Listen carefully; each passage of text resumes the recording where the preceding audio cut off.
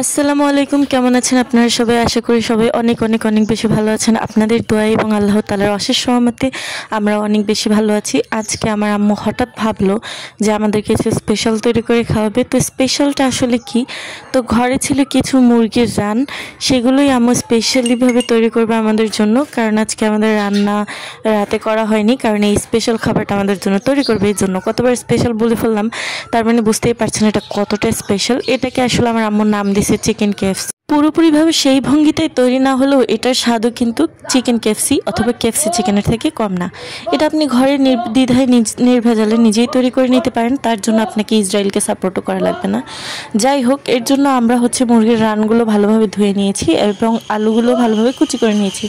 আমাদের কাছে শুধু দেখতে সেরকম হলে আর টেস্ট ভালো হলেই হবে, অরিজিনালটা আমাদের প্রয়োজন নাই ভাই। তো আমরা এবার ভালোভাবে এই রানগুলোর সাথে মশলা দিয়ে নিচ্ছি। আম্মু দিয়ে দিল আদা রসুন বাটা, তারপর দিয়ে দিল জিরা বাটা, তারপর দিয়ে দিয়েছি কিছুটা ভেষণ। আচ্ছা, এটা গুঁড়ো দুধ হতে পারে, যাই হোক। তার মধ্যে দিয়েছে হলুদ মরিচের গুঁড়ো এবং দিয়ে দিয়েছে লেবু চিপড়ে, এবং এটাকে এবার ভালোভাবে মিক্স করে নিবে। এটাকেও ভালোভাবে মিক্স করে নিবে, আর এটার মতো করে কিন্তু আলুটাও এভাবে মিক্স করে নিবে। আর এটার মধ্যে পরিমাণ মতো লবণ দিয়ে দিয়েছে। এবার এটাকে আলাদাভাবে উঠিয়ে রাখছে, কারণ এটা তেলের মধ্যে দিয়ে ভেজে নিবে ভালোভাবে। তো এই দেখুন, আমাদের মশলাটা মিক্স করার পর এখনই মনে হচ্ছে খেয়ে ফেলি। যাই হোক, এবার আমরা আলুতে মশলাগুলো মিক্স করছি, যতটুকু মশলা ছিল তাই আলুর সাথে মিক্স করে এবার কিন্তু আমরা তেল নিয়ে নিয়েছি। দেখুন কতগুলো তেল কড়াই ভর্তি নিয়ে নিয়েছে। এবার তেলের মধ্যে ছেড়ে দিচ্ছে কিন্তু আলুগুলো। এবার আলুগুলো একদম ফ্রেঞ্চ ফ্রাই হয়ে যাবে আর খুবই মজাদার হবে, আর এটাকে সস দিয়ে খেতে খুবই ভালো লাগবে। হালকা আছে কিন্তু ভালো করে আলুগুলো ফ্রাই করে নিতে হবে। যদি হালকা আছে না ফ্রাই করেন তাহলে মচমচে হবে না।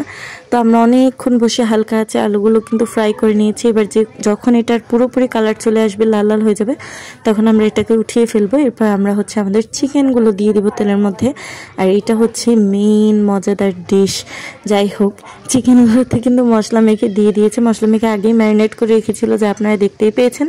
আর এবার তেলের মধ্যে দিয়ে দিয়েছে। এবার এটাতেও যখন কালার চলে আসবে তখন এটা উঠিয়ে ফেলবে, আর ততক্ষণ এটাকে হালকা আঁচে রান্না করা হচ্ছে। দেখুন কত সুন্দর কালার চলে এসেছে। এখন কিন্তু এটা খেতে খুবই মজাদার হবে। তো সাজিয়ে এটা পরিবেশন করতেছে। পেঁয়াজ আর কাঁচামরিচ যদি কেটে তার সাথে যদি একটু নুন মিক্স করে নেন, তাহলে এটা অনেক মজাদার একটা সালাদে পরিণত হয়ে যায়। আর এই ধরনের খাবারের সাথে এই সালাডটা কিন্তু খুবই মজা লাগে, আমাদের বাঙালিদের স্পেশালি খুবই প্রিয়।